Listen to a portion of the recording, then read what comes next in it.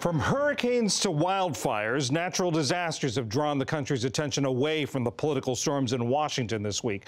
But rest assured, we'll bring you up to speed now with the analysis of Shields and Gerson. That's syndicated columnist Mark Shields and Washington Post columnist Michael Gerson. David Brooks is away. Gentlemen, welcome to you both. We had the unusual scene this week of a bipartisan leadership meeting in the Oval Office, and the president cuts off his own Treasury secretaries. He's making a recommendation and agrees with the opposition party on the debt ceiling, on a short-term CR and Harvey aid. Michael, what do you make of this? Well, it's just a massive shift. It wasn't that long ago they were talking about putting the wall on the debt relief, and so it's a huge change. I think that you know, the art of the deal is easy when you surrender. That book wouldn't sell very well, but it's true. And he signaled surrender not just on this issue, but somewhat on DACA and somewhat on the whole issue of debt, the debt ceiling, trying to get that out of American politics. So it was a firestorm for Republicans. They're wondering, is this the new world? Mark? I'm not sure it's the new world, but I am sure that if I were Mitch McConnell, I would be seething with anger, the Republican Senate leader, because what Donald Trump did to him and to Paul Ryan, the Speaker, was cut him off at the knees. They had to each go back to their respective caucuses and tell them no, they weren't going to take the position that they, in fact, had endorsed and told them they were going to take on the debt ceiling and the continuing spending resolution. But in fact, they were going to follow the advice embraced by the president of Chuck Schumer, the Democratic Senate leader, and Nancy Pelosi, the House Democratic leader. So if you're McConnell, just taking it from his perspective, he's trying to hold on to a Senate majority going into headwinds of 2018, which does not look like a good Republican year. And he's got a president who is not helping him in that sense. He's got to have something he can point to that the Senate has accomplished. The last best hope, or only hope, actually, is probably tax cuts for their supporters and their admirers. And without the president, he can't do that. And so he has to bite his tongue, bite his lip, and any other part of his facial extremity that he can, and swallow hard, because, I mean, he was really diminished by this. Yeah, I think Republican leaders look pathetic, though, in a certain way. They were livid, according to the reporting, on a 3-month debt increase. Mm-hmm. They weren't livid on nativism. They weren't livid on misogyny. No. They weren't livid on, you know, serial lying. I think that it makes them look like they have a kind of moral center problem. That this is what the final straw is a difficulty. Also, they've given a lot. They've given their standing. They've given their almost their political character for nothing so far. I agree. I mean, they've literally gotten nothing, and tax reform may not even happen. And if it happens, it might be a scaled-back version. And so they've given a whole lot for very little in return. You're absolutely right, Michael. But I would just add that one picture that came out of that meeting of Donald Trump and Chuck Schumer, each with their hands on the other's lapels and shoulder. I mean, you could almost see them Trump was in his element, trash talking to Schumer. And I knew you're from James Madison High School in Brooklyn. And Schumer saying to him something like, Donald, you're from Jamaica, Queens. Who are you kidding?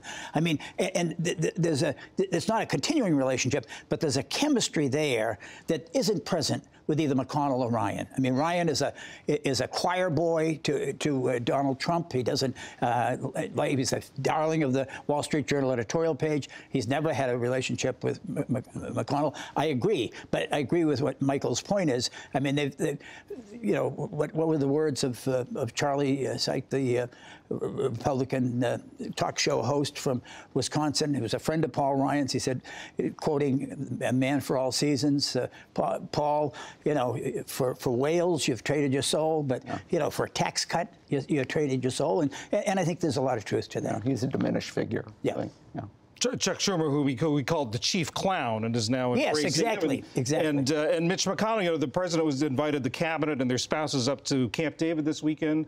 One cabinet spouse who declined Mitch McConnell. Well, I mean, how much of this was a shot across the bow at the Republican leader, and was it his intent to diminish them, and how much of this was situational? He saw a deal he could take with the Democrats, and so he took it.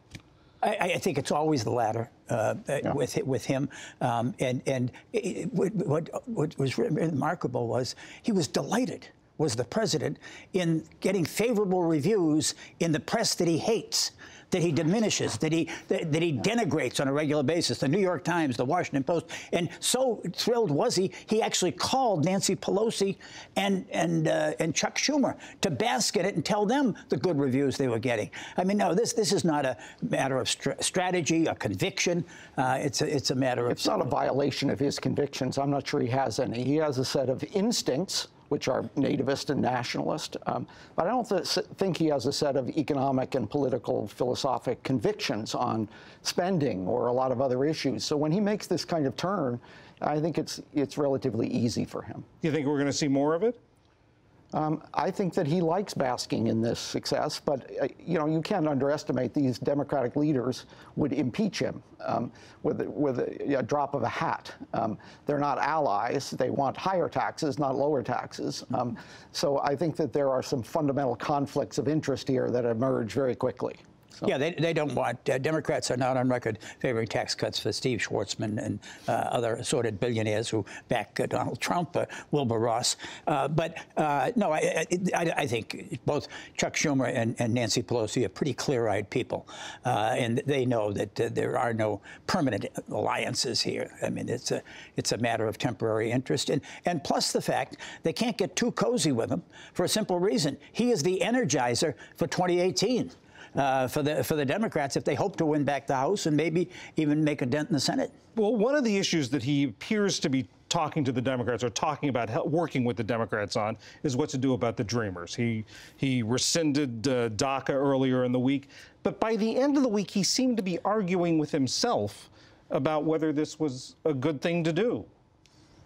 I agree. I mean, the strength of Donald Trump as a candidate, and I'm not in any way defending moral convictions or anything of the sort, was that he says what he means. You know where he stands. Well, on DACA, you have no idea where he stands. I mean, he has a great heart, as he tells us, and then he turns to give the bad news to Jeff Sessions. He wants them to stay, and he says gives the Congress that hasn't voted for 16 years to give justice to these folks who were brought here as children, 6 months to do it, and then adds Philip at the end, well, if they don't do it, then maybe I'll have to act myself. So, I mean, I don't know where he stands. I mean, it must be terrible to live in that suspense. Yeah, and there's a pretty obvious legislative deal here that they could do. You could do stronger border security, not the wall, but stronger border security, and take care of the status of the Dreamers. That would be obvious. But I'm not sure whether he preemptively conceded that this week or not, whether that is now even an option. Does he have the leverage to engage in that kind of deal? I'm not sure because of the confusion here. And you wrote in a column earlier this week about this, on this topic, that he felt that executive action was wrong on the Dreamers, but he didn't feel that way when he put in the travel ban on people from mostly Muslim nations. Yeah, this is not a consistent belief in the limits on executive authority. That's not a Trump-like belief. It's a consistent belief that he wants to get the outcomes that he wishes. But that was deeply inconsistent. He was not, deferring to the Congress or to others when it came to the travel ban, the early version of the travel ban, which the court struck down. Some elements of DACA, the extension of DACA, was struck down during the Obama administration. The votes are not there in the House to do it. I mean, let's be very blunt about it. Unless Paul Ryan wants to violate the great Republican rule, which is to pass it with Democratic votes. There is not. Donald Trump reaped a whirlwind in 2016 by his anti-immigrant rhetoric. I mean, so the Republican Party is far more polarized on this issue than it ever was before. And the Democrats have lost a number of people, from Jay Rockefeller to Max Baucus to David Pryor, to Mark Pryor, to Mary Landrieu, who voted for it and been replaced by people who are opposed.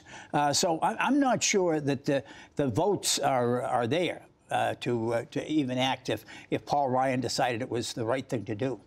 You talk about members of the of Congress who were turned out by the voters. We're seeing some members of Congress voluntarily retiring themselves. Yesterday, Charles Dent of Pennsylvania, moderate Republican, said he's not going to run for re-election. You've had two others, I think you can fairly say centrist Republicans, Ileana Ros-Lehtinen, Dave Reichert of Washington. We're getting into that season where retirements come because the party's got to get other candidates to run. Why do you think, or do you think we're going to see more moderates, more centrists like these people, centrist Republicans, saying that they just don't, they're going to go home? The fundamental reality here is that you've had the ideological sorting of the parties. The Republican Party has become much more conservative. The Democratic Party has become marginally more liberal. There's almost no overlap in the middle, ideological overlap in either house of Congress. That leaves moderates homeless. I mean, we have had a hollowing out of the middle in the U.S. Congress. There's less opportunity for compromise. You know, Dent said that they've taken it to a new level of dysfunction, was his statement, and that he was not having fun anymore. He also faced a likely primary challenge, which would have been nasty. So I think you make a decision, you know, do I want to go through all this for essentially, you know, a useless outcome? So every member of Congress has at least 250 people in his or her district who wants that seat. To be a member of Congress, you have to get elected. You have to be good at that business. And they have an extra olfactory nerve. They can smell the political winds that are blowing. In 2006, when the Democrats did win back the House from the Republicans, twice as many Republicans retired that year as did Democrats.